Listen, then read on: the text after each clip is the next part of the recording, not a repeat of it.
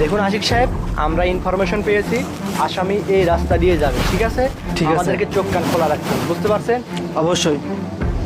এই, তুই এখানে কি করতেছিস?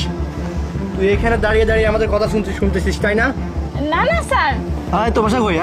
স্যার আমার বাসা এই যে সামনেই। তোর বাসার সামনেতেই তুই এই রাস্তায় কেন ঢুকছিস? তুই কি জানিস না গত 2 ঘন্টা ধরে এখানে নজরবন্দি চলতেছে?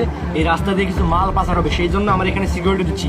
কেন আসছিস তুই এখানে? স্যার বিশ্বাস করেন, আমি জানতাম না যে এই রাস্তাটা বন্ধ আছে। আর জানেন স্যার, আমার মা খুব অসুস্থ, হসপিটালে ভর্তি আছে। ডাক্তার বলছে টাকা নিয়ে যাইতে, তাই তো আমি এই রাস্তা দিয়ে আসছি। যদি টাকা নিয়ে না যেতে পারি তাহলে অপারেশনটাই হবে না, আমার মাকে আর বাঁচানো যাবে না স্যার। এই তুই চুপ কর, তোর মা কোন হসপিটালের মধ্যে আছে? আমার সাথে কথা বলা। স্যার আমার কথাটা বিশ্বাস করুন, আমার মা খুবই অসুস্থ। আর এখন তো স্যার ফোন ধরবে না,